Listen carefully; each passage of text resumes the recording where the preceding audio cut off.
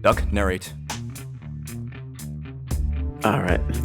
Smiling, Astaroth gave his fellow demon a tap on the shoulder. The whole action took but a fraction of a second.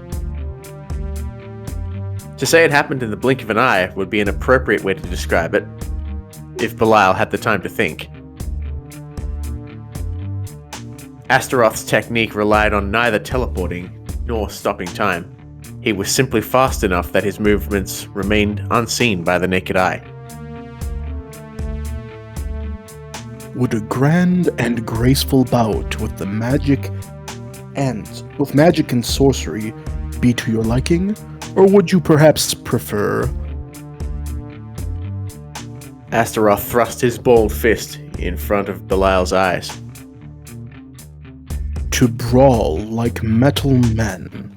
Mortal men. Wow, I'm messing this all up today. To brawl like mortal men. Fists crashing with bone? I shan't say a word. You decide. Belial's lips curled to a broad grin. As you wish. It's gotta be magic. No? Forget that.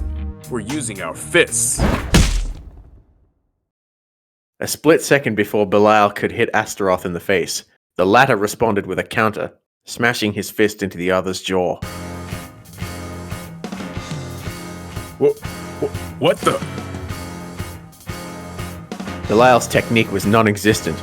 A more pertinent way to put it would be to say that in most cases, neither angels nor demons possessed skills that relied on their physical bodies. All they needed was magic, as well as the skills their respective weapons granted them. Astaroth, however, dabbled in the art of boxing for 100 or so years. He was a hardcore enthusiast who followed and studied with great interest the gradual evolution of mankind's boxing matches over the years. That was a counter. A strike utilizing the incoming power of the opponent in order to multiply one's own. Failure could be fatal, but if pulled off successfully, it ends up a deadly strike. Does it not strike a chord in your heart? Sorry to burst your bubble, but I hate gambling. Belial lunged at his opponent, raising his fist to strike. Astaroth couldn't help but view his technique as that of an out-of-control dump truck. Belial was about to deliver a punch of considerable strength. Astaroth would once again position himself to prepare a counter. A moment later, Astaroth found his vision clouded by stars, almost like fireworks. Belial had just given him a headbutt akin to getting hit by a freight train. I wouldn't underestimate me if I were you. I may lack your technique, but I have a millennium's worth of experience with street brawls. Indeed, Belial knew no elaborate fighting techniques. All he did was lower his own physical power to the level of mortals as he partook in brawl after brawl for a good 1,000 years. My. Hardly a hobby for a jurist. Fists flew, crashed into muscle and got repelled. With every vicious exchange, Astaroth felt an electric current of pain ravage his body, yet his heart fluttered with joy, enjoying every second of it. Belial felt the same. His fist cried out in agony every time it tasted the opponent's flesh, yet never once did he consider stopping. So, what made you come up with this bullshit plan, huh? Belial cried out as the other buried his fist deep into his abdomen. Even as Belial launched punch after punch, each powerful enough to pulverize a tank, Astaroth continued on with an unfaltering smile. First and foremost, my own selfishness. Secondly, a promise I made to a beloved friend. Belial lowered his guard for a heartbeat upon hearing the other demon's words, prompting Astaroth to deliver a kick to his head. The attack annihilated a deserted classroom, blowing Belial clean through a wall and outside to the athletics field.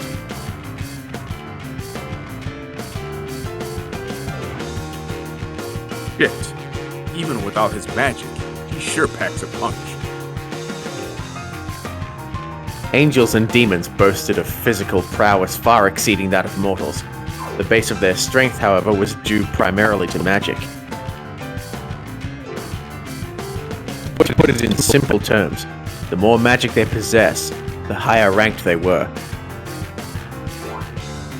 At least, that was usually the case. Belial himself was a powerful, war-hardened combatant, a veteran warrior and lord of demons who survived battle after battle in their great war against the angels. However, Astaroth's physical abilities were, in a word, abnormal. He may very well possess the strength of a demon lord without relying on magic one bit.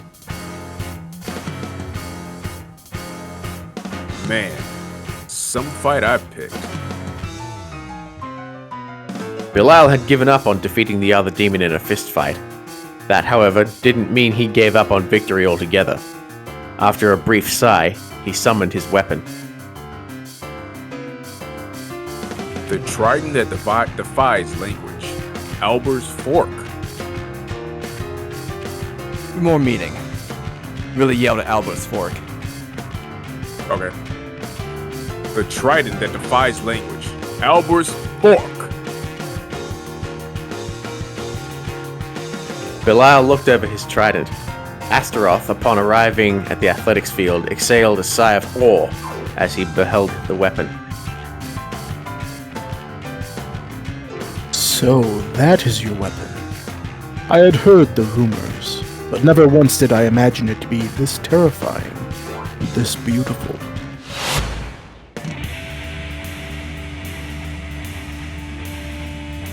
The trident's shape was beyond unordinary. Its steel handle covered in inscriptions of both blessings and curses, written in a myriad languages. The real problem, however, were the spikes at its tip. 3 in total, true to its name as a trident. However,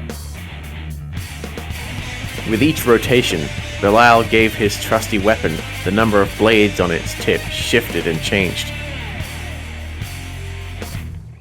From 3 to 2, from 2 to 4, it was impossible to tell. Abiding to no fixed law, the blades continued to change and change ever so subtly, even after Belial had stopped spinning the weapon. This is a weapon in direct correspondence with my raison d'etre, and it's more than enough to carry me to victory in battle. Belial's trident was an ever-prevalent mass of contradictions, imbued with both prayers aimed to save another and curses uttered to cause harm. Despite carrying the name of a trident, its sharpened tips freely changed their numbers from 1 to 9. The rules guiding it were by no means strict or regulated. If anything, it was ambiguous beyond measure, for the law itself was never without a tinge of bias to color its palette. Let us assume that a man had killed another in cold blood, whether his victim was a child or an adult. The fact that he murdered someone changed precious little.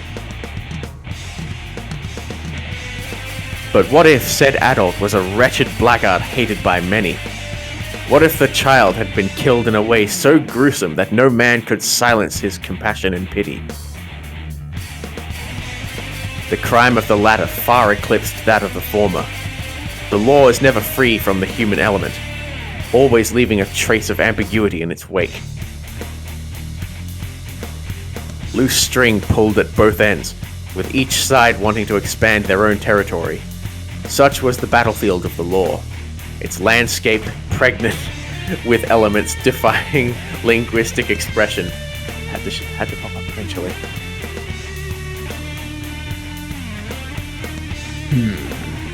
A splendid weapon indeed.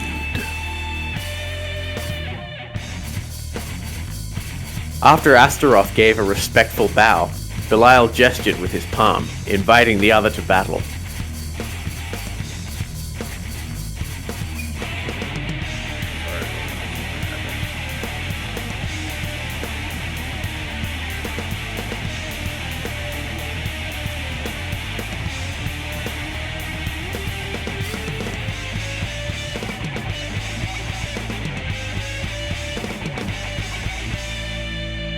What did Manny say? Okay. Yep. Oh, okay, I'm back. Sorry. It's okay. Come down here, Astaroth. A bitter smile crept onto Astaroth's lips. He shook his head, then shrugged. May I remind you that I'm a demon. Fighting fair and square isn't exactly my forte. A quick glance revealed 3 demons standing in the window.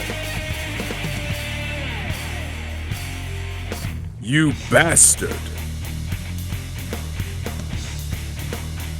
On another day, I may have savored the idea of dying a glorious death in fair combat.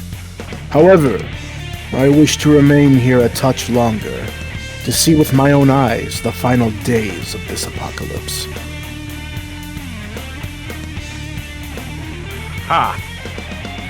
So you're basically pissing your pants so hard at the thought of getting your ass kicked in a fair fight that all you can do is send a bunch of brain-dead cannon fodder thugs my way, huh? You can't fool me with your flowery-ass speeches. You hear me?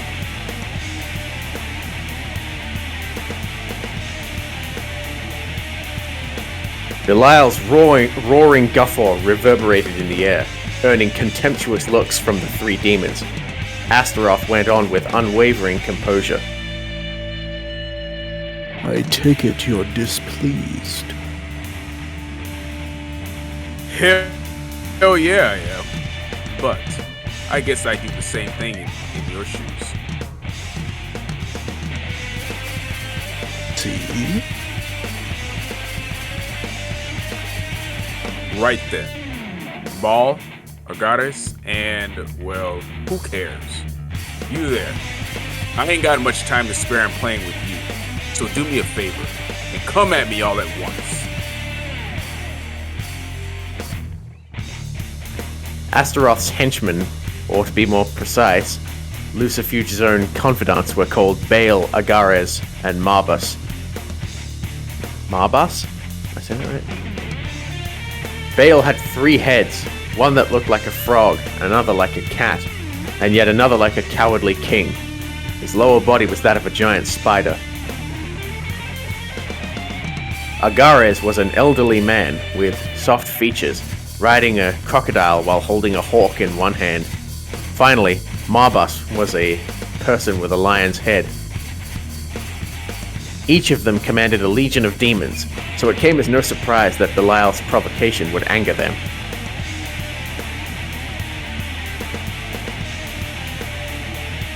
How dare you insult us! You want an excuse for a jurist! All 3 lunged at Belial in unison, none of them showing any restraint. Baal realized all his magical power through his 3 mouths. Agares sent his crocodile to battle, while Marbas bared his lion fangs at the Demon Lord, ready to tear him to bloody shreds. Each demon had their own unique skills to them. They had no intention of unleashing their raison d'etre, their trump cards, right at the start of battle. If all 3 of them attacked at once, the chances of victory were high. Furthermore, the possibility remained that one demon would engulf the other 2 in his attack. It was a severe, ultimately lethal mistake. They ended up using conventional tactics against him. The man before them was Belial, a being whose name carried the meaning of the worthless one, and was scorned as a demon lord most vile. Love and carnage, friendship and crucifixion, stalwart armor and sharpened steel, future in the past. Sing the victory ode of fleeting reality. This isn't looking good.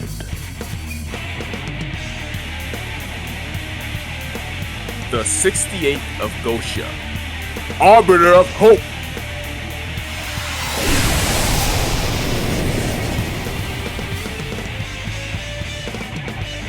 Lacking any hesitation whatsoever, Belial had just unleashed his own raison d'etre.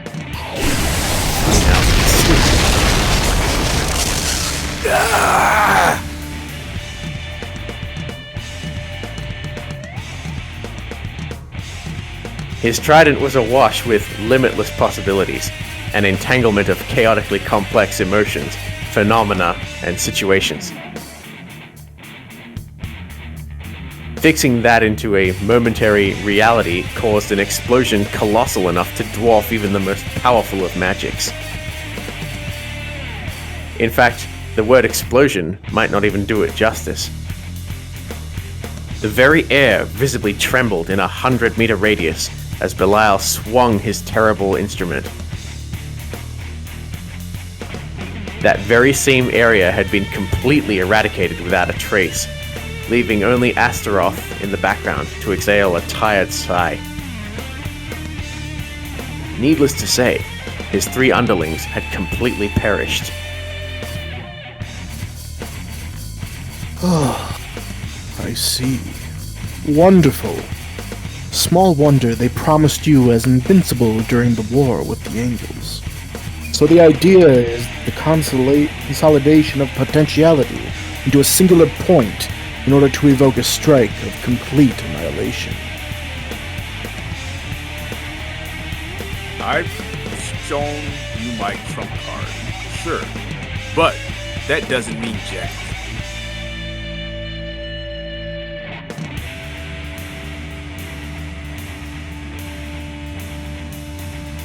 Belial's words rang true. He may have openly displayed his raison d'etre, but that didn't mean he also revealed how one could effectively combat it.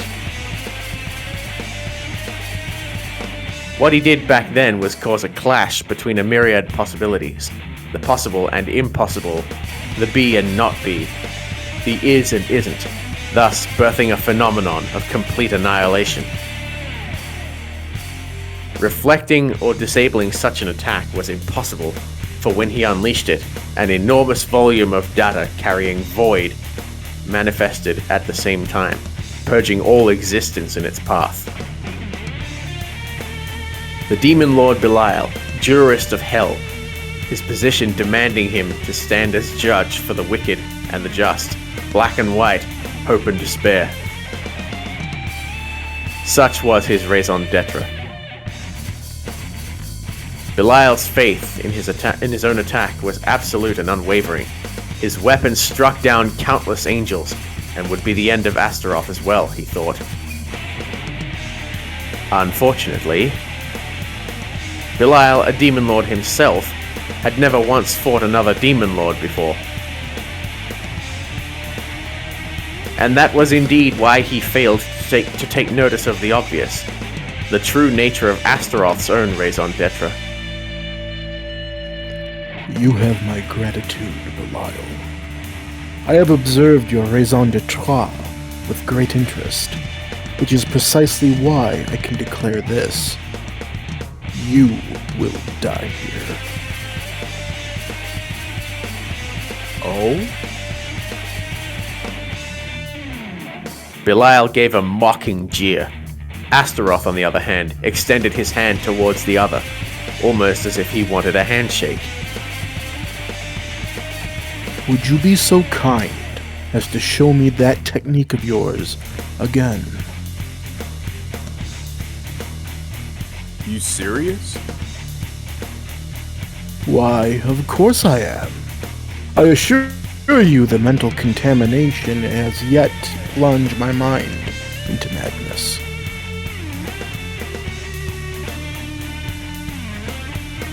Astaroth did not flinch at all.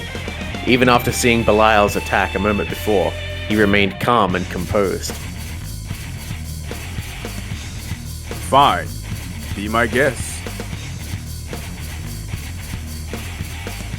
Belial was confident that Astaroth had no means of overpowering him or his technique. And even if by some miracle he did, it would not be an issue. Not at all. Belial, being Belial, prepared an ace up his sleeve, one that the other demon could never evade.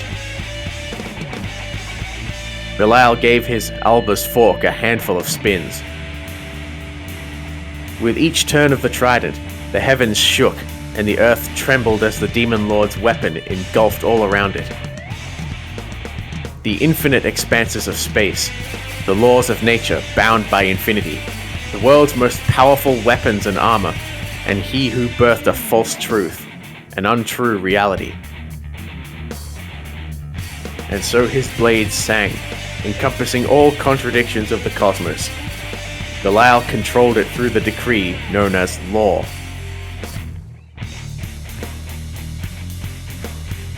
Let infinity converge to finity. Let power unbound and wretched weakness be converted to numbers. Let truth and falsehood stand up upon an unserving median. With the instantaneous convergence of Belial's magic, the wind itself had died to a calm. Yet all Astaroth did was stand his ground. That wasn't entirely true, though. He was whispering something under his breath. Naturally, Belial heard every single word, but realized they were utterly meaningless. The trident trembled in anticipation, waiting for its master's command. The time for release was nigh.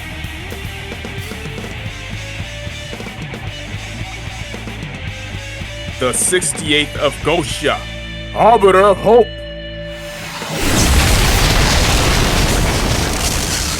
An attack that would annihilate all and nothing it touched. Its next target was Astaroth. Surprisingly enough, Astaroth seemed in no mind to even try to evade.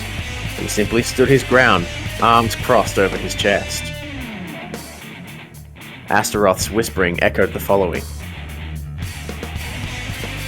I shall unleash my true form, be resurrected. O realms of Hades.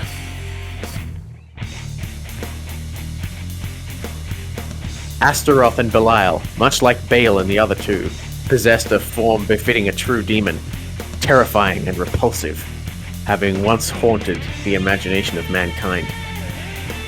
Yet, taking such a form made it exceedingly difficult to exist among humans. Here in Tokyo Babel, where one's magical and mental capacity was of vital importance, the vast majority of demons took on humanoid forms. Nonetheless, Astaroth now saw it fit to revert to his original form. Naturally, it held no particular meaning. He did not take this form to become stronger or faster. Nor did he do it in order to intimidate Belial. For what would be the point? The Jurist of Hell was a demon lord, same as Astaroth. So why then did he transform? Why did he choose to return to his original appearance? It all became clear once Belial's attack had died down. Belial's strike of complete annihilation, the Arbiter of Hope, had completely engulfed Astaroth. It gave him complete, thorough destruction. Or at least it should have. What the? Belial, you have committed a grave mistake. You are the Jurist of Hell, and as such, you believed yourself able to consolidate all that existed under the sun. Astaroth had reverted to his original form, one befitting a so-called crowned prince of hell. He rode atop a blue two-headed dragon. His right arm was clad in a steel serpent, the crimson of blood blotting his 6 wings, while snake-like scales littered his exposed skin. Have you forgotten, Belial? We demon lords were once gods. I, in particular, originate from Ishtar, the goddess of love. The majority of demon lords, by their very nature, are vessels of contradiction. The consolidation of potentiality in order to evolve to complete annihilation. A strike that gave you invincibility against angels, mortals, and lesser demons alike. But I'm different. I carry the weight of contradiction upon my shoulders, blessings and curses alike coursing through my very being. Astaroth's tone took on a melancholic edge, to a surprising degree, in fact. The dragon's twin heads, as well as Astaroth's own serpent claw hand, were now directed at Belial.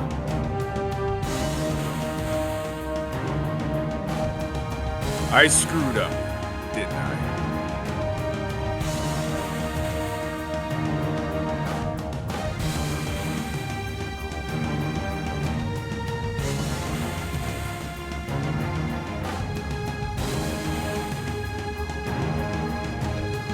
Vince?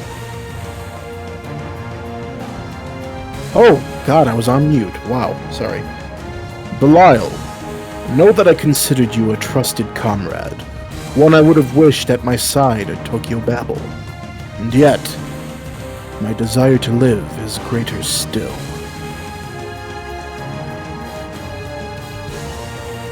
So you threw everything away for another 10 seconds of this life?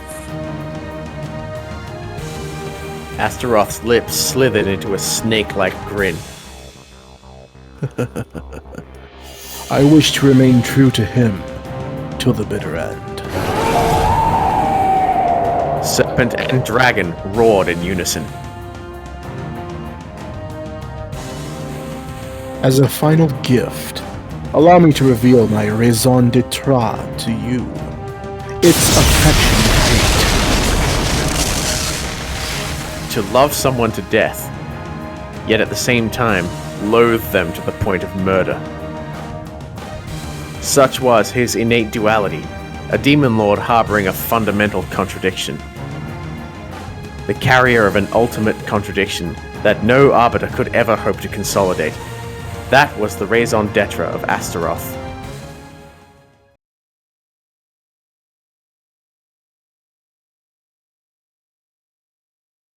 I see. I'm no match for something like that. Belial let a faint smile overtake his features as he accepted the reality of his imminent doom. There was nothing left for him to do, nothing left to convey. Certainly, he would be left with regret at letting Astaroth live here, but...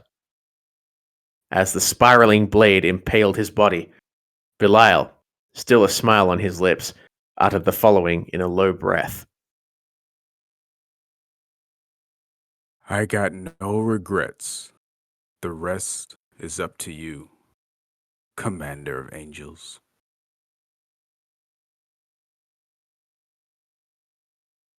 Astaroth was rendered paralyzed. Even without turning around, he knew something was being aimed at the back of his head. So it's you.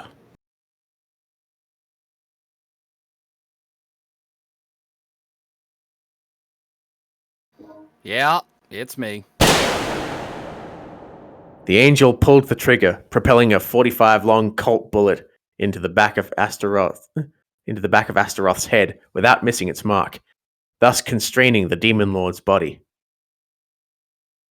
Astaroth's contradiction had been shattered to pieces by Camael's rage.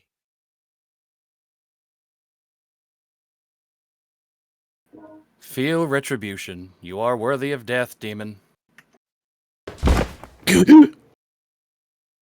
Astaroth, once again in his human form, collapsed onto his knees like a prisoner awaiting execution, a bitter smile coloring his lips. And will you grant me death? I will. It is a thing I once desired, yet still I know its pain, its terror.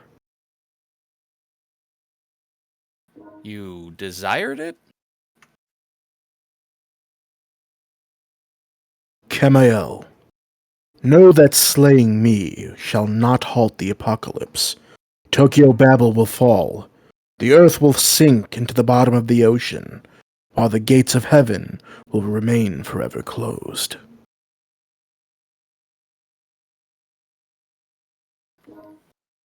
So I should let you go? Is that it? Oh, hardly. I merely wish to see the final hours of this dying world. How about you? I have not discarded hope. Oh? There will be plenty of time to think about that afterwards.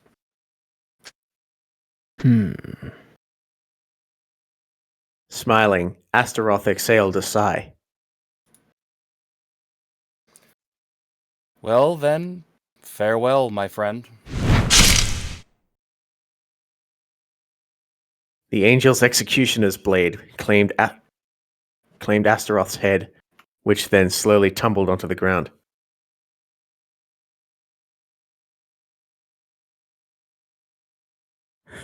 Hey, got your comeuppance, didn't you? Did.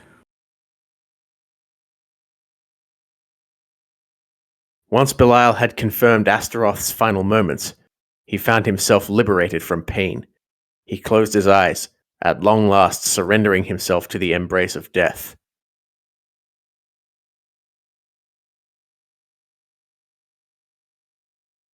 So Belial's gone too.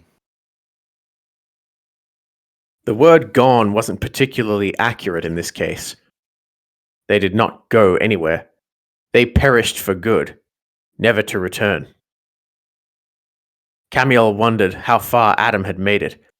The angel once believed that Adam opening the gates of heaven would bring an end to their hardships, but that train of thought had to be amended. Opening the gates of heaven would solve nothing.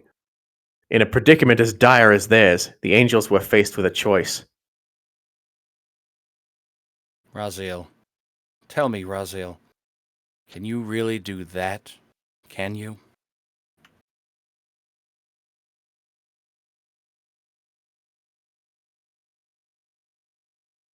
Their choice was not a matter of possibility, but necessity. Even Camael realized that, yet it still bordered on the impossible. Could you truly discard religion? The very thought filled him with dread. For an angel, their devotion to God was as fundamental as breathing, sleeping, or eating was to mortals. Casting it aside was akin to dying a slow, agonizing death.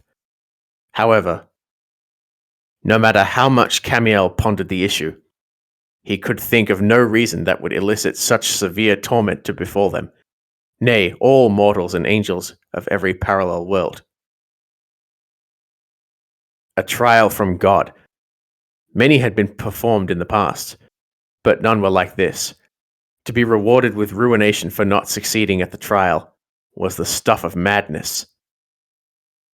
No matter how loud they scream, how many tears they shed, God would not answer. If so, then... But no, that would be... But then, even still...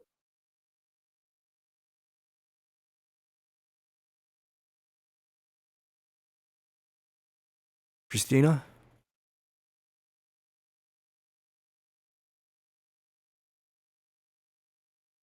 Lord Camael, What is it? our brethren have begun to fall under the influence of the chorus. They slay their fellow angels, growing in strength and numbers by the minute. We cannot hold. What? Curses. What in the... Duck.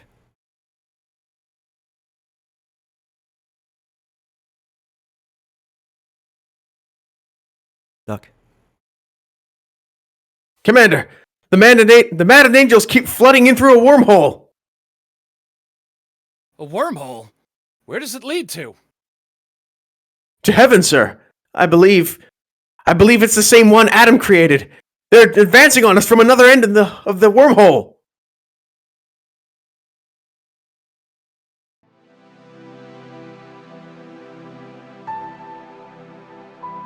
Keep going, Doc.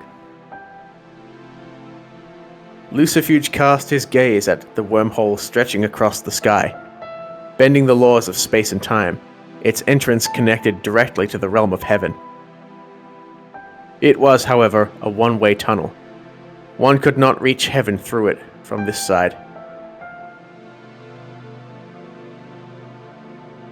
It all comes to an end with this, won't it, Lord Astaroth? Lucifuge sat down as he muttered under his breath. His eyes now bled a currency none thought they ever had. Tears. Did we truly make the right choice? Is this truly how it should be? And is this really the end? No answer came. Astaroth, the millennia-old lord of demons, known as a crowned prince of hell, perished with a smile on his lips. He had grown weary. The realization pressed upon him like a boulder.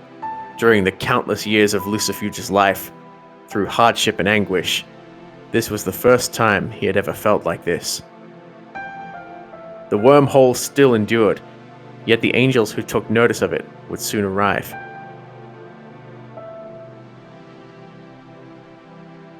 Heaven will fall. Hell too will collapse. And eternity itself had finally breathed its last. The angels began to swarm about the hole, their expressions twisted in madness as even their bodies began to undergo a horrific transformation. One had eyes like a caterpillar, another sprouted the wings of a moth, yet another had half of its body rotted away. One of them had another angel's head buried into his abdomen. Some angels found their mouths horribly deformed into monstrous cavities, while yet others mutated into man-sized wasps. Each and every one of them were abominations, which made Lucifuge smile all the broader.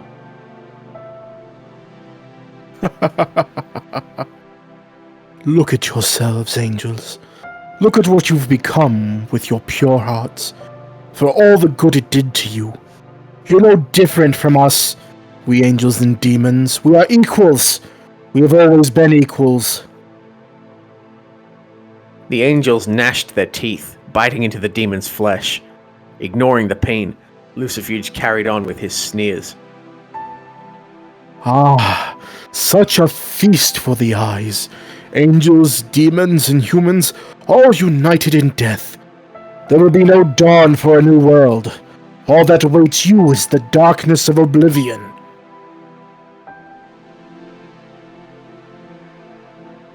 The angels swarmed Lucifuge, taking chunks out of his flesh with the bloodlust of piranhas.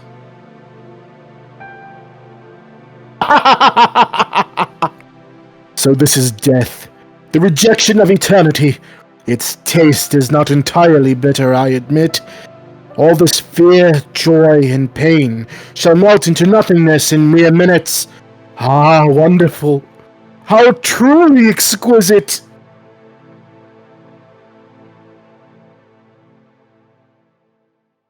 The angels screamed in an odd, screeching tone. They appeared to be communicating in a language only they could understand, and it seemed like they had finally found the other angels and demons. Screech, screech. The angels that devoured Lucifuge all began to swarm that way.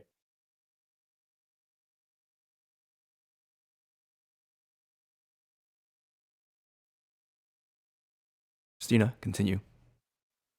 Your orders, sir.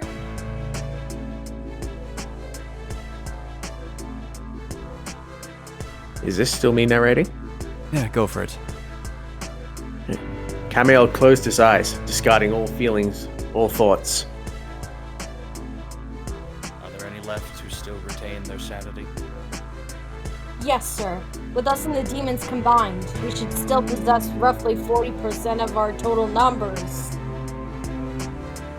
So 40% of their forces still remained. Assemble all remaining troops. The angels, clearly at their collective wits' end, shook their heads as they looked to Camael for an answer.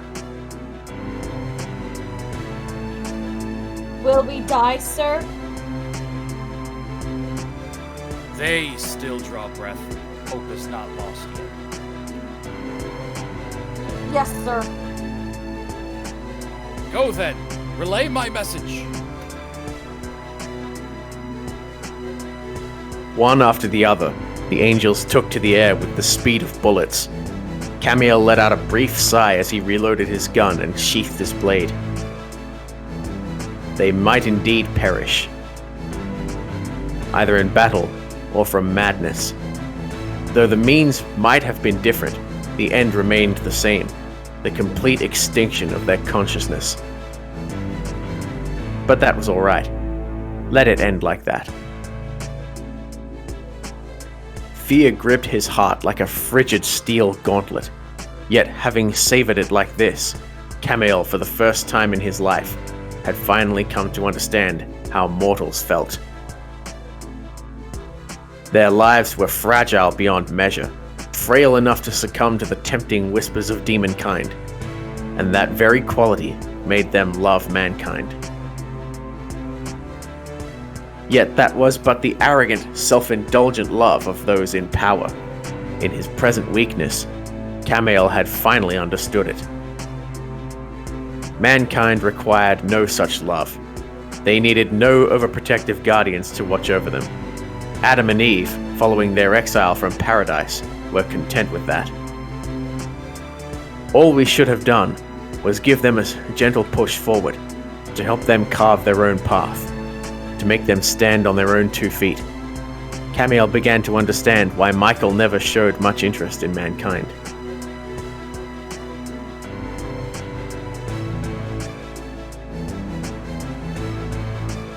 Leaving the confines of his devastated student council room, Camael stepped onto the school hallway to regroup with a number of familiar faces.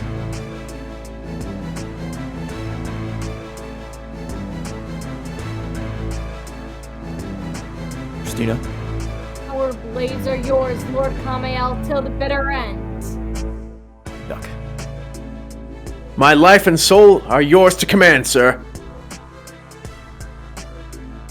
We await your orders. The chorus of joy sang by the maddened angels reverberated across the hallway. It was hard to tell how much time they had left, but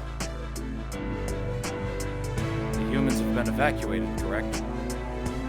Yes, sir. All of them been astralized and safeguarded by us. Their storage area is our last line of defense. We must exterminate all maddened angels before they can get wind of its location. Yes, sir.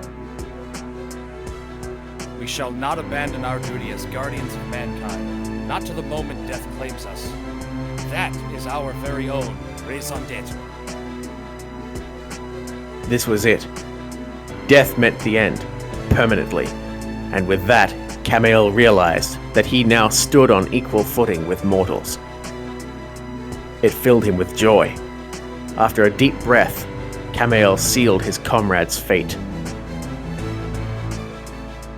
This is an order. Exterminate all opposition, then die!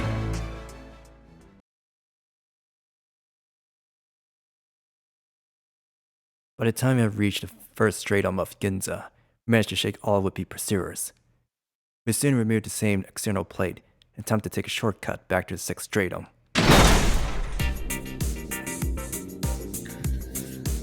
Oh, you guys met big old Leviathan? We did. He doing okay? Well, he seemed to be. Lilith gleefully chirped a series of quick phrases along the lines of, "Oh, I see, that's good to hear, yup," before leaping outside. Tend to listen up, sir. May I please have your attention for a moment? Yes? have a feeling this might be just a bit too much for my poor old heart. I shot an understanding glance at the open wall. Are you afraid of heights? That doesn't matter. This is just scary. There's no need for concern. Raziel can manipulate gravity, so we'll be fine. Yeah, great and all, but still, how do I put it? Taking a firm hold of the inner side of the opening, Sorami carefully peeked outside, then let out a brief shriek. Nope. Oh my nope. Oh, you little baby. Fine, I'll carry you. Hold on tight. Just like that, Lilith lifted Sorami up. A princess hold, huh? Except it's not Prince Charming carrying me, but a demoness. I'm Princess Charming. Mm-hmm. This time, it's the witch Lilith watching over you, not Saint Mary. Both work. After shooting a sideways glance at Sorami and Lilith's harmless nonsense, I stepped outside.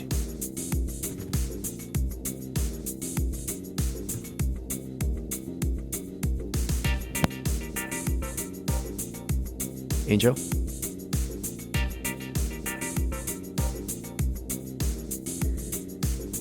Those two are really kind, aren't they? How so? They're not treating me any different because of what happened. I got a feeling I might have just forgotten about all of it. Though, Raziel gently giggled to herself. Maybe so. Let us go now, to the kingdoms of heaven, to paradise. Understood. You're putting an end to all this. Nodding, I took a firm step ahead. Starting from the first stratum, we swiftly made our way to the second. I ran as fast as the wind, right across the endless walls of Tokyo Babel, the third stratum, to the fourth, the fifth. I got a question. What's Leviathan like? Sorami, I have a feeling you're not pronouncing his name correctly. He's a colossal serpent. How big is colossal? A second later, there was a column of water towering above us, stretching over a 5-kilometer radius. Base reinforcement, air, level 1. Raziel hastily tapped into her air magic to erect a protected umbrella. This was no rain, though. The incoming body of water splashed against her barrier with the power of a waterfall. Hey, you oversized snake! If you're gonna show up, do it all gentle-like! Crow, try a demonic voice.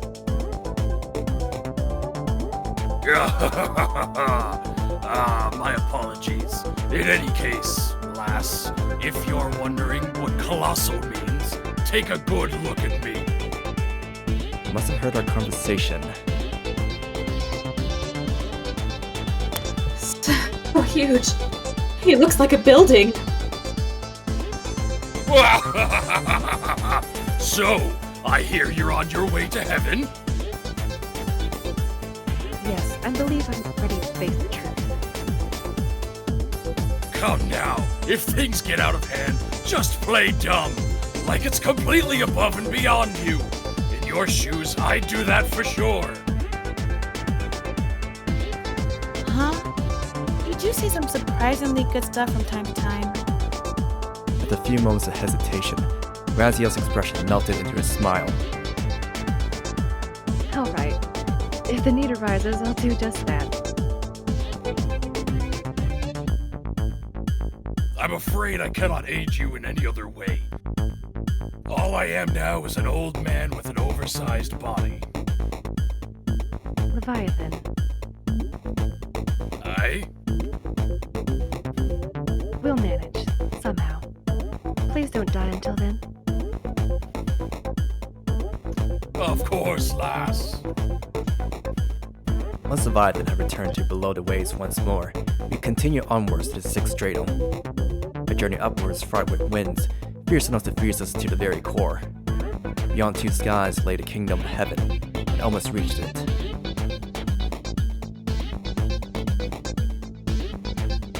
I think the plate was somewhere around here. We stopped for a moment, then continued onwards at a leisurely pace. Raziel managed to recall the exact coordinates.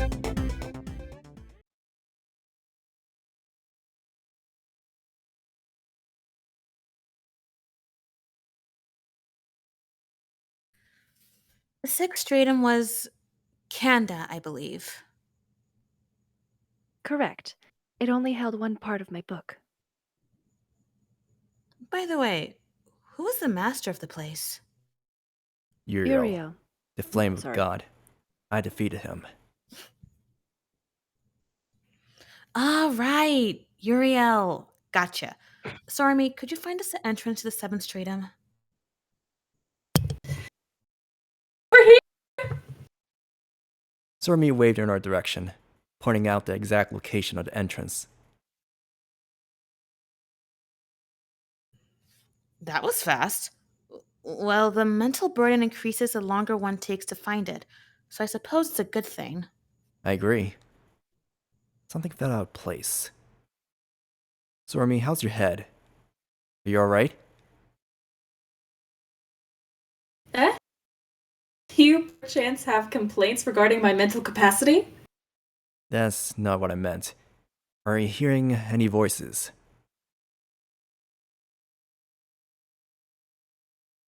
Not really, no. Exactly. The echo of that vile, aggravating chorus had died down my ears as well. I could count myself lucky, yet now that something had always haunted my mind was gone, I couldn't help but feel uneasy. However, I had no time for such concerns. All I needed to focus on at present was to climb upwards. Let's go, everyone. All three of us nodded in agreement. I finally entered the gates leading to the seventh stratum. Strangely enough, the course remained silent, even as we entered.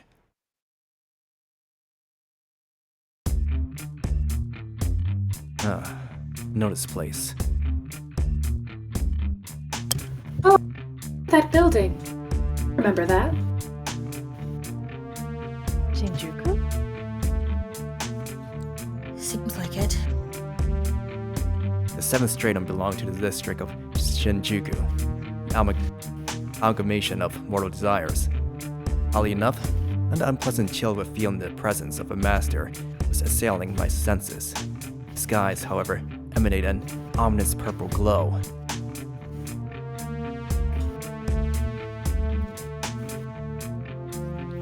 Right then. Sorami, where to? Sorami surveyed her surroundings and pointed in two directions.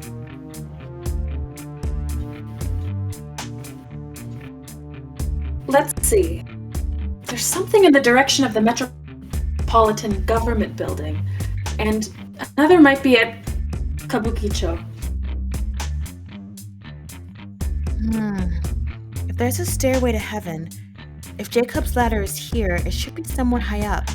Can't say I'm not interested in what's over at Kabukicho, though. In that case, we'll have to head for Kabukicho. It shouldn't take up that much time. Righto, lead on then. Mustering a half smile at Lilith's words, I probably took to the skies and headed for Kabukicho. Within Shinjuku, the place that stood out the most as a haven for human desires was Kabukicho. Few other places existed even in Japan, that catered so openly to carnal desires. The place was a veritable den of corruption, tainted to its very core, which in turn could even lend it a sense of immaculate beauty. Yet the people who bore that same beauty were nowhere to be seen. To those familiar with the place, that fact alone would elicit shock. Kabukicho, the district that never slept, was now thoroughly bereft of people. We reached the central square and beheld the object. Sorami's eyes led us to.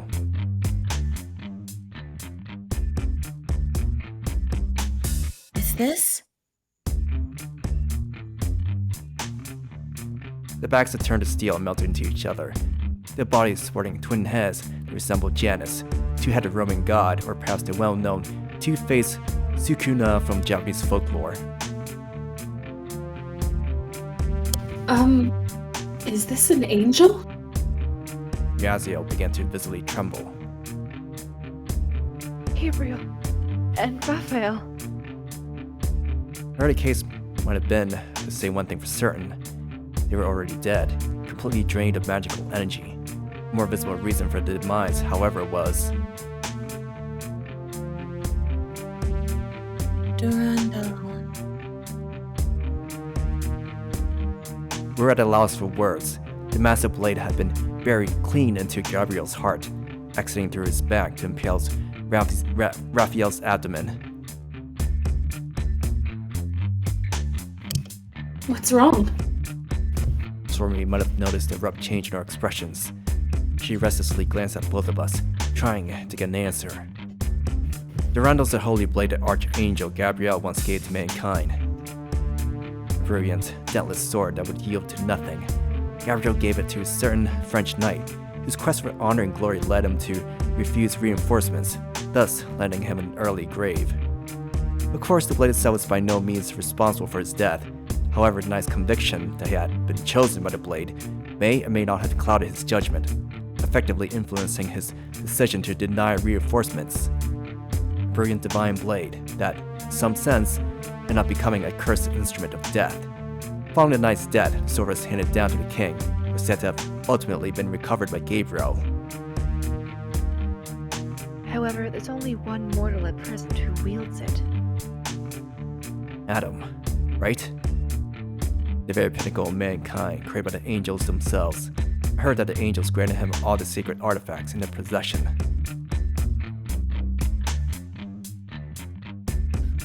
Adam reaching the seventh stratum means that he headed for the gates of heaven. How come he just left such an amazing sword here like this? Shall we try and pull it out? I hopped atop Gabriel's knee, took a firm hold of the sword's golden handle. The blade seemed to be lodged inside their bodies quite firmly. I figured I could pull it out with all my strength.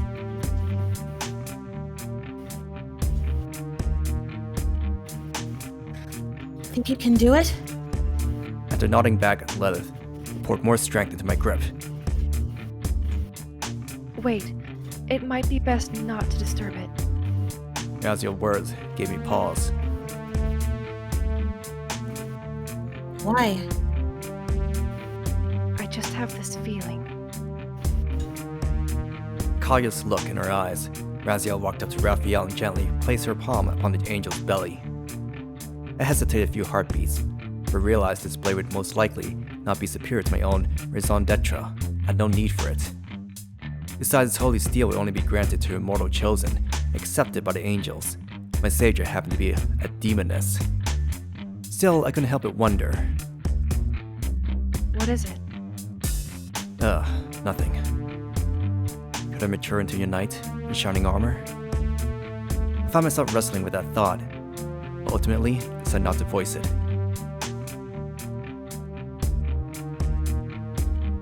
Raziel, these two are Gabriel and Raphael, correct? Yes, there's no mistaking it. They're the archangels Gabriel and Raphael. I don't know why their skin turned to steel, but I believe it to be their own doing. Raziel voiced her opinion in a very matter-of-fact way. You mean they committed suicide? No, rather than suicide, it feels more like they died a martyr's death.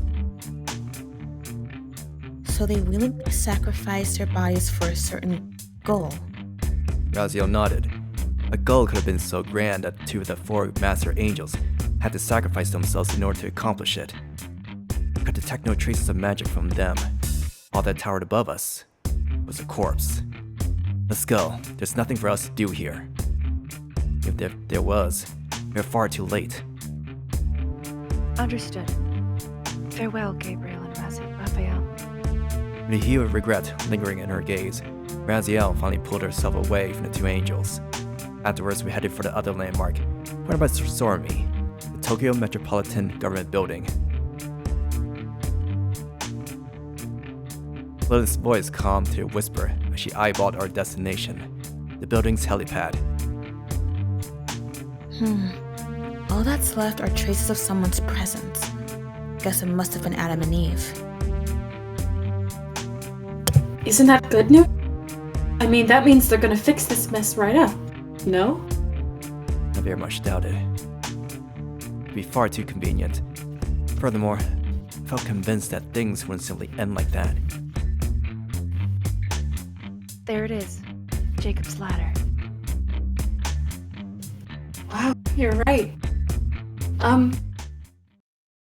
Raziel's feet softly touched the helipad's surface as she landed. A moment later, the very clouds parted.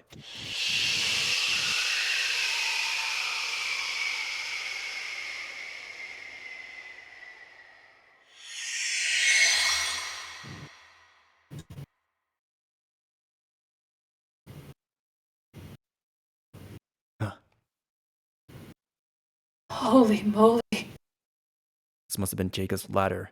The stairway cloaked in dazzling light, his steps piercing the clouds as they ascended to the heavens above. It felt almost like a spider's thin thread dangling from above to aid a thief in his escape. Both Sorami and I gazed in awe at his otherworldly visage. Lilith and Raziel seemed far less moved, considering this most likely wasn't the first time they beheld Jacob's ladder. All I could read in their gazes was a tinge of nostalgia, as seeing its steps again. The stairway itself was wide enough to accommodate two people ascending side by side. We decided that Raziel and I would take point, with Lilith and Sorami trailing a step behind. Lilith took a firm hold of Sorami's arm to make sure she wouldn't slip and fall. Come on, I'm fine. Oh no, I know you too well. You're going to take a peek at the scenery below. It's inevitable. And when it happens, you'll end up falling. Yeah. I could see Sorami doing that. Raziel cast a pensive look at the stairwell. Just to be on the safe side, I decided to take her hand. Oh, thanks. We needed to look out for each other, so we wouldn't fall, in both senses of the word. In a world such as ours, bereft of God, we had but our sanity to cling to, and I would not fall. I would not succumb to madness. Let's go. I took a first determined step. It felt peculiar somehow, a part of my brain associating the sensation with fresh soil, another with hard concrete. As we did, a feeling of complete isolation overcame me, as if the four of us here were the only people left in this universe. And so we began our climb, or should I say, ascent. As we made our way up the stairway to heaven, I felt neither fatigue nor hunger or corruption. We're pretty high up, aren't we? It stated the obvious. Raziel nodded, then glanced backwards and down the landscape below. Or at least she would have, had any trace of it been visible from this high up. All that happened to us began to feel like events of a distant path, coupled with a conviction that reaching the top of the stairwell would bring an end to it all. But that couldn't be farther from the truth. For climbing to the top meant only the beginning of the end, a final trial awaiting us. We would fight. That's what I decided, that no matter the opponent, I would emerge victorious. I would make the impossible possible, transcending overwhelming odds, beating the tyranny of madness, with power enough to cast it into nihility. I decided this out of my own free will, and wouldn't let anyone stand in my way of that conviction of mine, not even my very own weakness.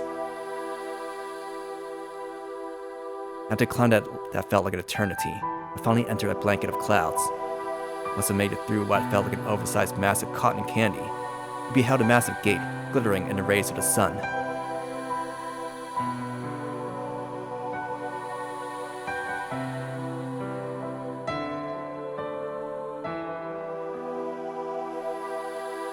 Sorami. Oh. It's a massive gate of white stone, both divine and eerily terrifying at the same time. A gate leading to heaven. In other words, the boundary separating angels from mortals. Raziel gazed up at its towering enormity, narrowing her eyes. It looks the same. Nothing has changed.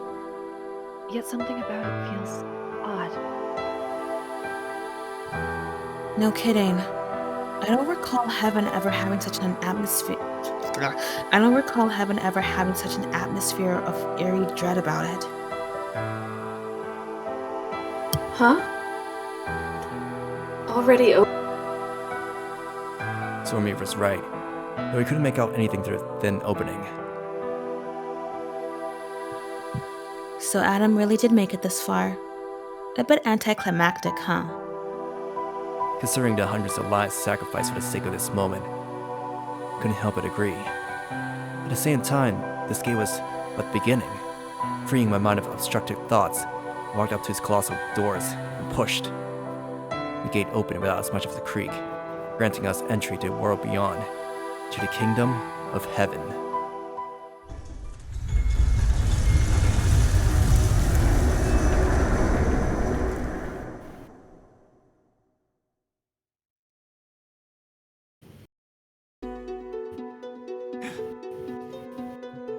Oh my. Wow. We beheld a paradise reeking of blood, angels and humans as far as the eye could see, all impaled on stakes while burning alive. They writhed in agony like insects, but would most likely continue to do so for an eternity. Echoes of unbridled joy and religious ecstasy mingled in the flames, the tormented and impaled reveling in their very own suffering. Better puke. Sorami's comment felt all too appropriate. This is what became of heaven? The peaceful land of paradise we called our home? Raziel started forward, her gaze pure ice. Raziel, where are you off to? I will look for the remaining volume of the Sefer Raziel. Any idea where it could be? The Grand Assembly Hall of the Angels. I unleashed the book there. Raziel, are your memories returned? Not completely, but I vaguely recall doing something like that. She continued onwards, her steps no steadier than before. I quickened my pace to catch up to her as Lilith and Sorami trailed closely behind. I need to return there. I originally fled out of fear, but I have to go back now, to that place. Raziel would need to reclaim the book and the memories she had once forsaken here in heaven. Very well, let's go. The whole of heaven had turned into a field of carnage, yet not once were we set upon and attacked. Only the angels resided here, all the minds drowning in ecstatic torment. Color drained from Sorami's cheeks as she threw up several times. But that was it. The whispers of mental contamination had all but died down. All that remained here was a heaven bereft of life, thoroughly abandoned. Corpses littered the fields all around us, rotten and discarded like scraps of garbage.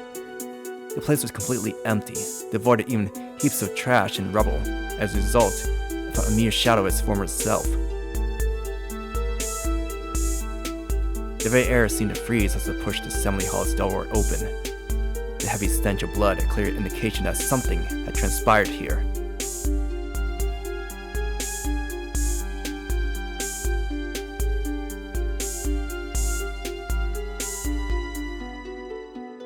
Raziel? Didn't pick up. It won't pick up. Oh, okay. Raziel rushed forward in a straight line, with the rest of us scrambling into the room behind her. The Great Assembly Hall. It was in that place. What could I have said? I need to know.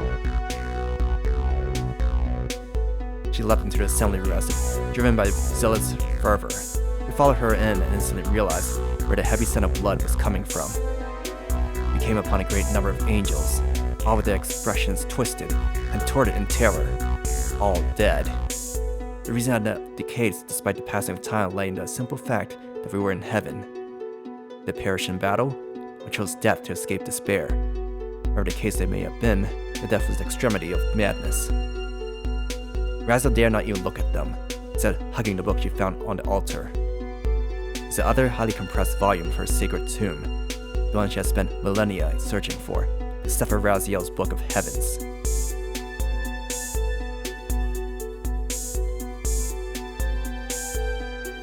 After combining the two volumes, Raziel embraced the tomb, holding it tight in her arms, and her expression was colored not by joy, but a hue of melancholy. I revealed a certain concept to them, something that all angels knew of but dared not understand.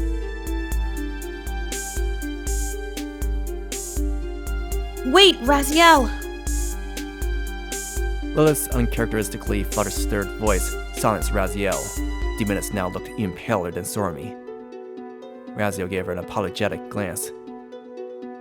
Sorry. You should probably keep your distance from now, Lilith. Even if I withhold the details, they may still end up related to you, unconsciously, potentially infecting you.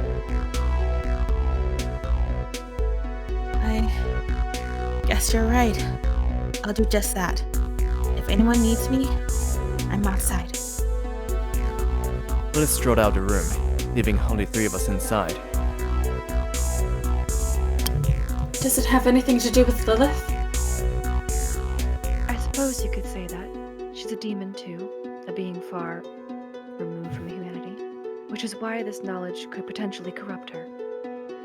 Corrupted by a concept? I couldn't quite figure out what Raziel meant. After taking a lungful of air, she went on. The concept I taught the angels was eternity. That ended up being the cause of this whole calamity. Sorami and I remained silent for a few moments. Not necessarily out of shock, but rather confusion. What do you mean? How's the word eternity dangerous? Raziel shook her head. You don't understand. It's not the meaning of the word eternity that poses a threat. I mean, everyone understands what it means. What the angels attempted to avoid was comprehending the very concept of eternity. Both angels and demons, to be precise. They were born at the dawn of the universe, their lives eternal. To put it in simple terms, it's the perception of the passing of time. To us angels, there's not much difference between 1,000 or 2,000 years. It's like the difference of an hour or 2 hours for mortals. However, we are, at our very core, eternal beings. Even if by some chance we ended up dying, our souls merely return to heaven and we are reborn. We are removed from the very concept of death on a fundamental level. Yet I inadvertently discovered something. I'm sure immortals like you and Cristina understand what I mean. The crippling madness that eternal life can bring. Well... Sorami's gaze darted in my direction, pleading for assistance. Sorami, the eternity you're thinking of is possibly the one that angels originally possessed. Let's Raziel talk about is eternal torment, akin to hell. Their lives would be exactly the same in a second. 1,000 years from now on, their duties and the results would change not one bit. It was merely the perception of time that differed from ours, overwhelmingly so. Their minds could not take it. A dreadful shiver rushed across Sorami's body as understanding dawned on her. Death was a terrifying thing, must be a source of great pain and anguish. At times, death's embrace could be seen as relief. A person suffering from terminal cancer might view every moment of their life as another second of hellish torment. They wish to escape it. To them, death would bring salvation. That even if they died 100, 1,000, 1,000,000 times, they could not truly die. Such was the meaning of eternity. Many sought eternal life in youth over the course of history, yet all they truly desired was simply to become immortal and unaging. Could they truly have endured a life lasting hundreds or even thousands of years while still retaining a mortal's perception of time? In the case of angels and demons, the concept of eternity had been wiped clean from their minds in order to protect their sanity. As long as they remained ignorant of the true meaning of eternity, a day or 1,000 years made little difference. At best, they would feel a hint of nostalgia at days gone by. Even if they carried on living for 1,000 years, it would mean nothing to them. And Raziel ended up shattering that safeguard to pieces. Eternity was terror incarnated, a fate worse than death. Having awakened to that knowledge, it was small wonder that angels succumbed to madness.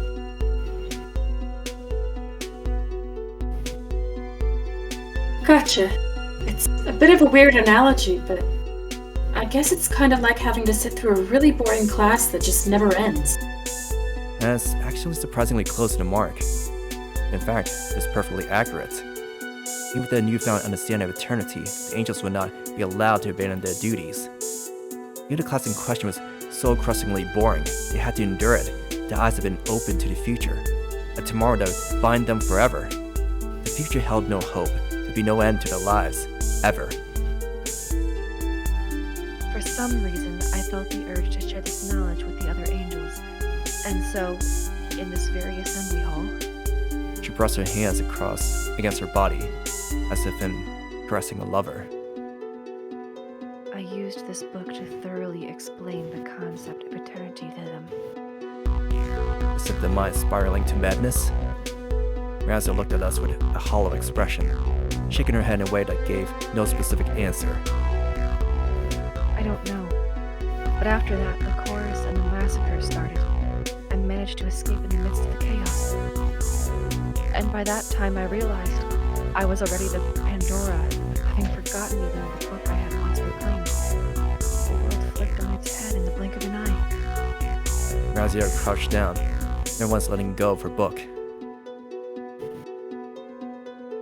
This is my fault. The divine calamity, everything that happened. It's all my responsibility.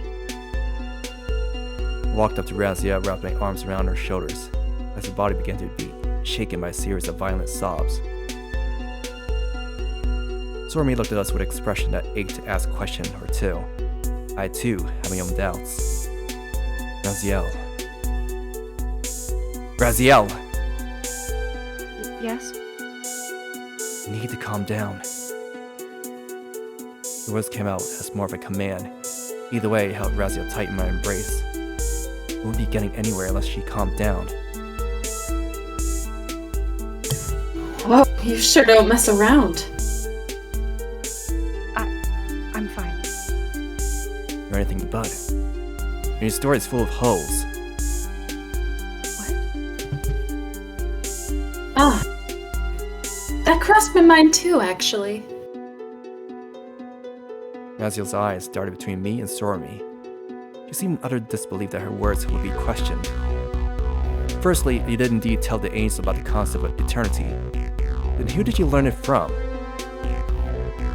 Huh? I mean, from my book. But you wrote that book, didn't you? I no longer have memories of this conception. I can't even recall when or how I wrote it.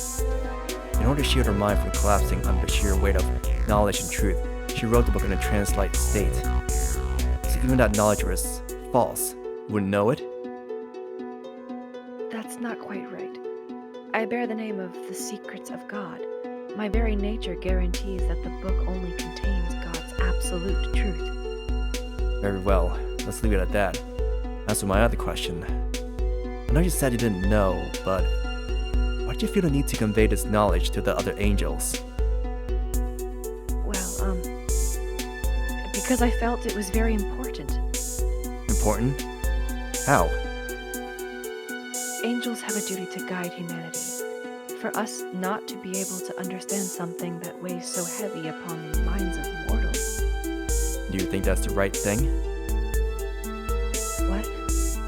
Raziel blinked back at me in complete surprise. I found it odd. I mean, your words certainly ring true, but if that's the case, there's one part that just doesn't add up. What's that?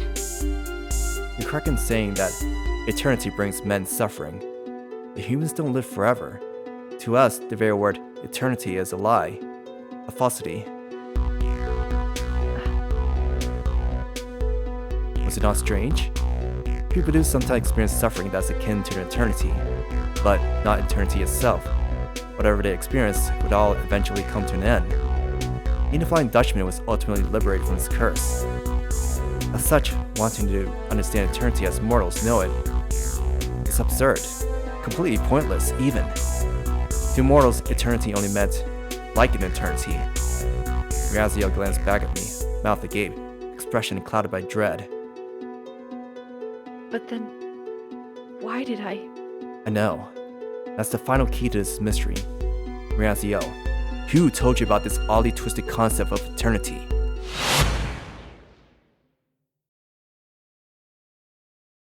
Raziel? Setsuna's words shook my mind like an explosion. I stood in front of the throne of God. Naturally, the throne itself was empty, surrounded at all angles by a curtain. God could not be perceived by the five senses. Even his voice felt like an echo transmitted directly to our minds from a distant dimension. On that day, God spoke unto me, asking me to define eternity. And so I answered, eternity is. God received my answer, then replied, nay. God's negation took me by shock. Was there more to the meaning of eternity than what the world itself carried? It is a concept. We have to live for an eternity. As an angel, you must comprehend what that truly means. And live in fear of it. What? I felt a horrible sensation crawl its way up my spine.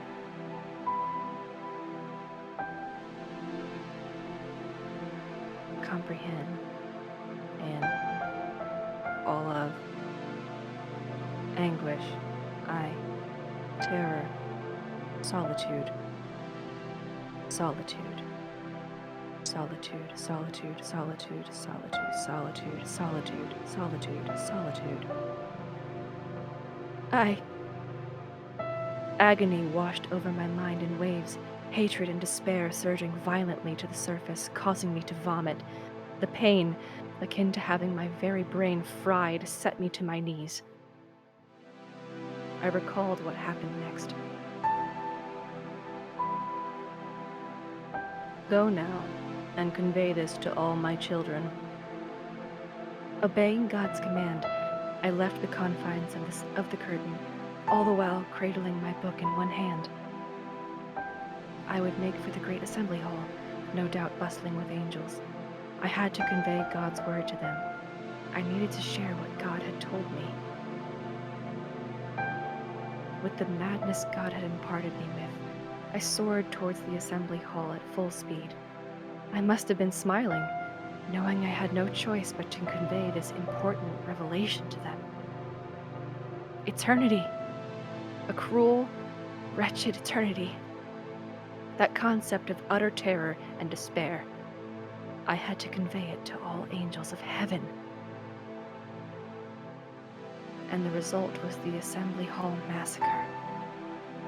Did God predict this outcome? Did God desire for this to happen? No. That couldn't be. There was something far more fundamental. I reached a conclusion I never should have. Has God gone mad? Has God's mind been claimed by man? Is that truly the case? Without even the time to consider the terrifying revelation, I realized I had begun to go mad, much like the other angels. Unlike them, however, I managed to endure the mental contamination for a long time.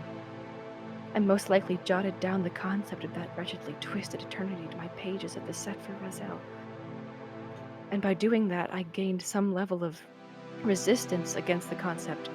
After realizing I needed to fragment my own memories, I promptly carried it out. I lingered aimlessly atop the blood-stained fields of heaven, having cast aside both my memories of the Sefer Raziel, when suddenly... What are you doing over there? Come, we have to flee this place right now. Camael helped me escape, and that took us to the present. Had creation not all begun with him? Had not the Lord's word been the one to breathe life into the cosmos?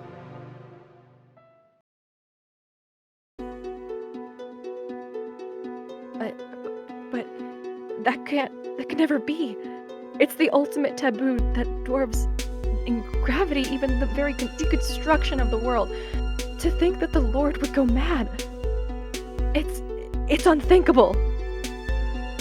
The hollow echo of Raziel's cries reverberated across the assembly hall. God was the ultimate being for angels, in fact, even for demons.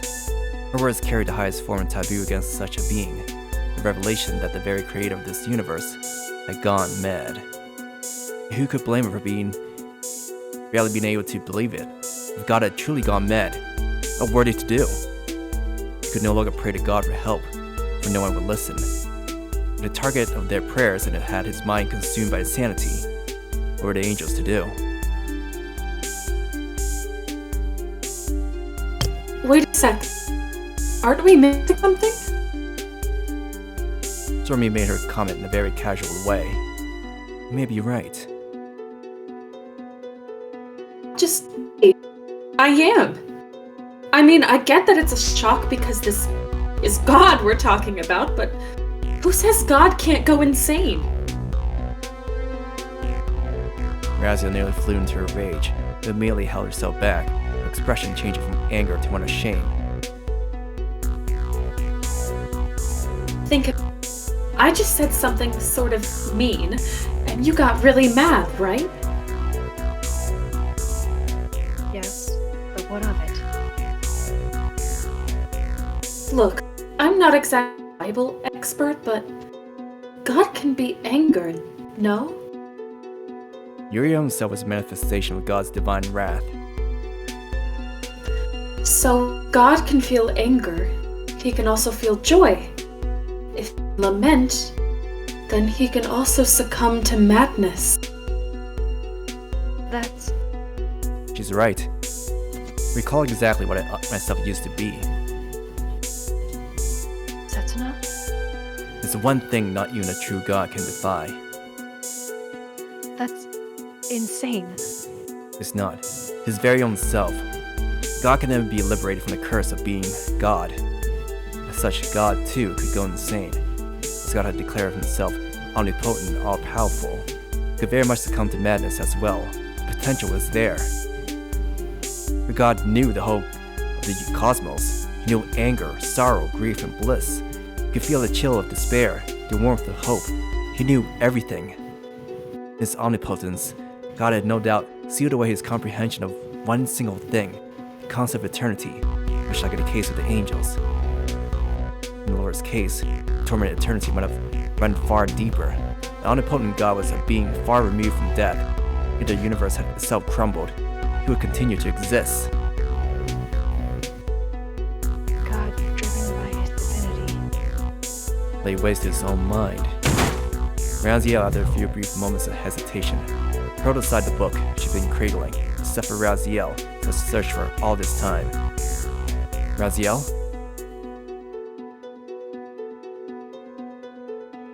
Property a pension. Throne. She's planning to reduce the book she had devoted her entire life to mere ashes. Stop! I managed to act in time to stop her. Raziel cut off a magical flow, extinguishing the flames. You okay? Yeah. Stand aside. I need to burn this book. All of this, it all started with this book.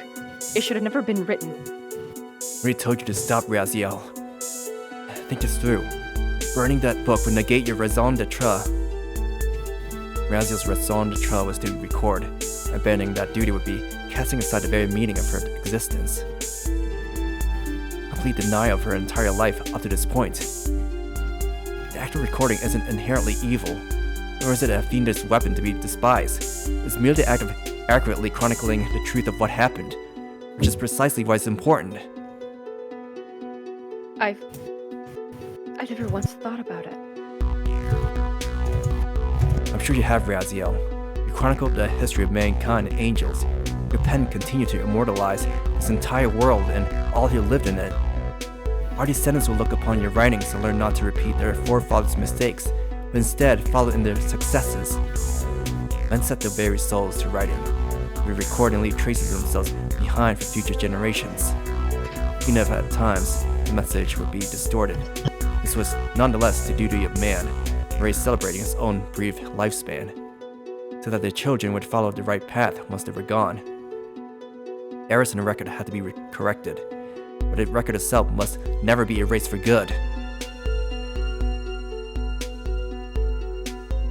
Raziel's shoulders slumped as I went over to pick up the book, handing it back to her. You devoted a tremendous amount of time to writing this book. It's a crystallization of your hard work, your blood and tears, a volume you put your entire life into. The sheer enormity of her efforts, however, would never be known to the reader. Those who study records might find themselves moved by what they had read, but not by the chronicler herself, especially if said chronicler was an angel. The weight of her actions might not have been truly comprehended by anyone. She would never be praised for her work. Her presence would never be felt between the lines, yet Raziel still kept writing, recording. Was that because you wished to help someone else? You wanted others to draw courage from your writing, so they could stand strong even in the darkest of times? Raziel cast a brief glance at the book she had been holding. I merely wanted to leave records, without ever truly caring about those who read it, and yet I felt not even a hint of regret as I handed the book over to Adam. She kept on writing and writing, hoping her book would grant mankind hope that would aid them in their time of need. Every word she wrote had been set to paper with that conviction in her heart. The entire reason that she searched for her book was so that it could fall into the hands of the right people. But this book... The book was most certainly a part of the reason that angels succumbed to madness upon learning of the concept of eternity. You merely need to correct it. That's how records work. Make corrections, send it on the right path. So you're saying what I did was not a mistake? Even if it was, your achievements are undeniable. If it weren't for you, mankind would forever wander this earth blind and without guidance. Take good care of your book. Never let go of it. It's a crystallization of your hopes and dreams. You feel mankind no longer needs to treasure knowledge contained within, and make it your treasure. At least she had that right. This was the tomb she had spent her life penning. I'll do just that. Raziel lovingly hugged the book close to her chest. Welcome back, my beloved book. You did me proud. I'll correct your mistakes soon enough, but for now I need you to be patient for a while longer. With that, she tucked the book back into her pocket dimension and turned back to us with a bright, refreshed expression. The throne of God lies beyond this point. Provided he's still present at all, I can't think of any other place. Good. Let's all go as a group, which will let us more than tired of waiting for us at this point. We didn't follow the piece of the puzzle just yet. At the moment, we needed nothing else. So we press on, gain an audience with God, not to pray to him, nor to beg for his help or forgiveness. We merely wish to know the truth. I wish to question God, to ask him, O revered Lord, has your mind surrendered to the darkness of insanity?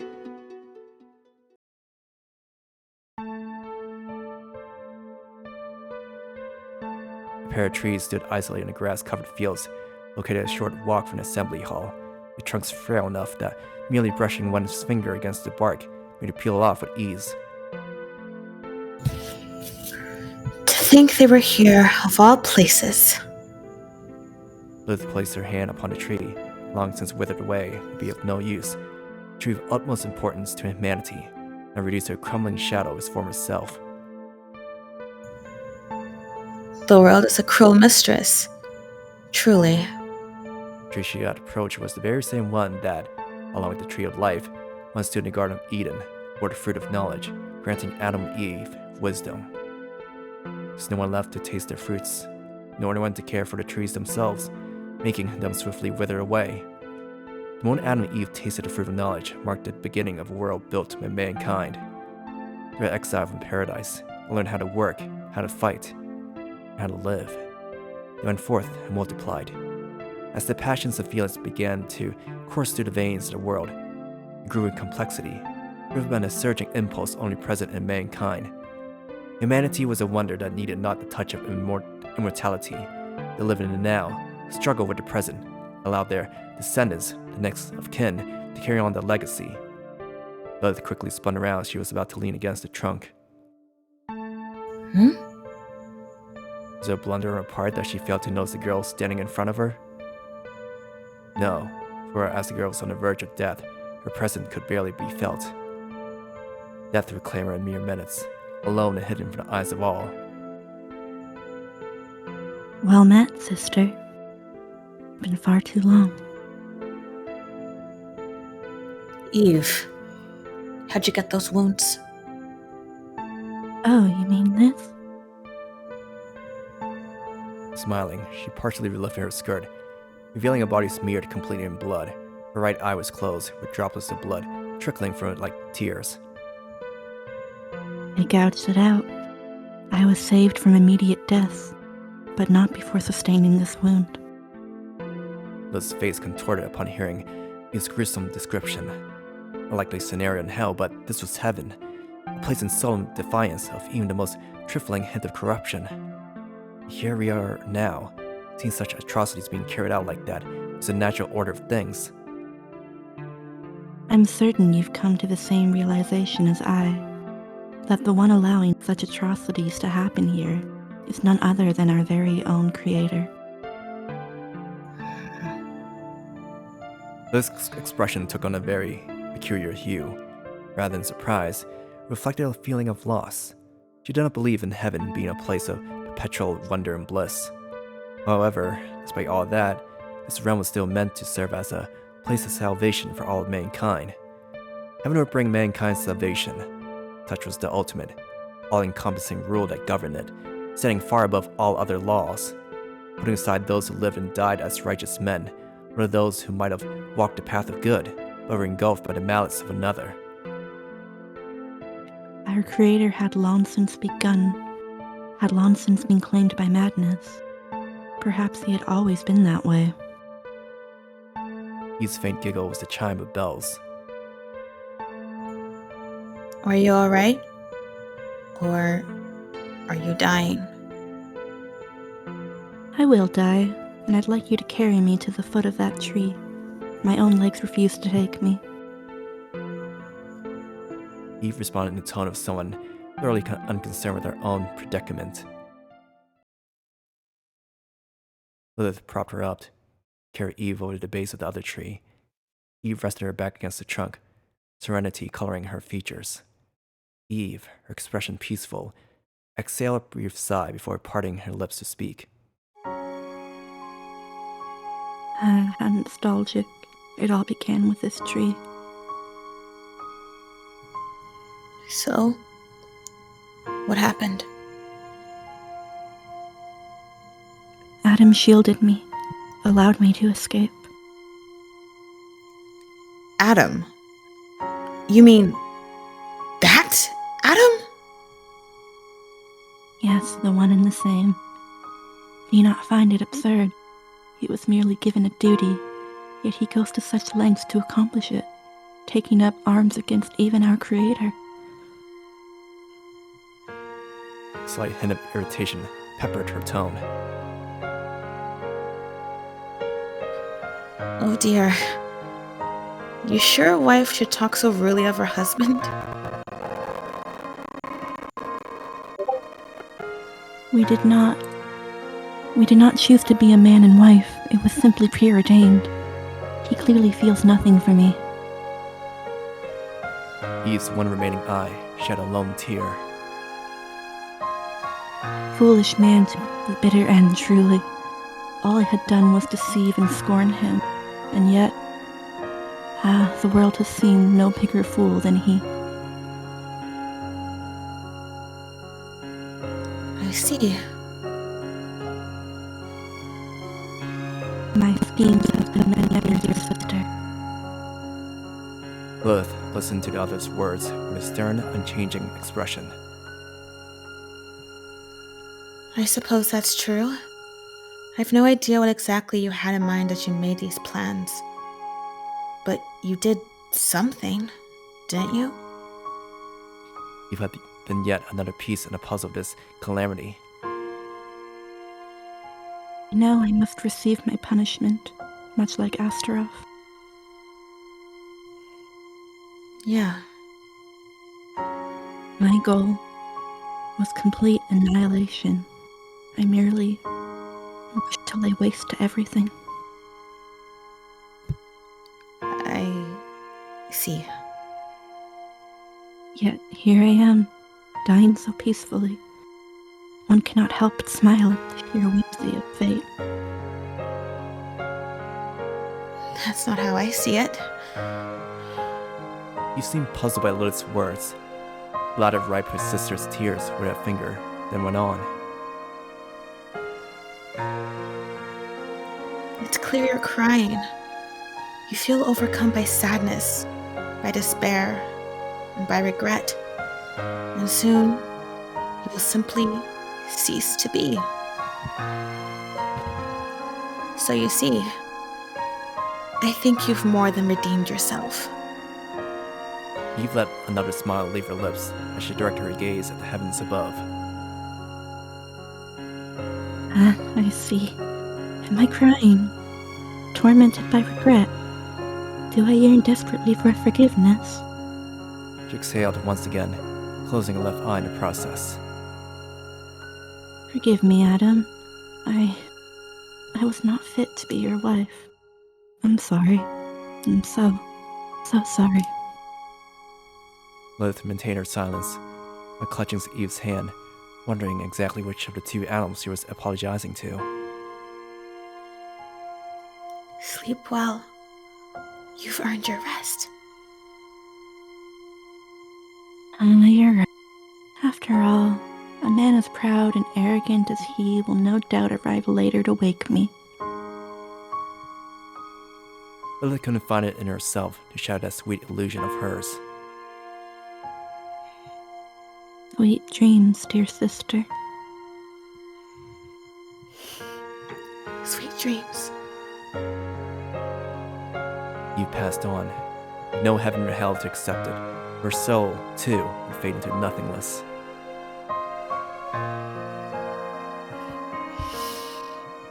In the end, that he remained oblivious to her plans till the end must have given her comfort beyond words. Lilith's whispers melted into the wind as she gazed sullenly at a tree that, she felt, would never again bear fruit.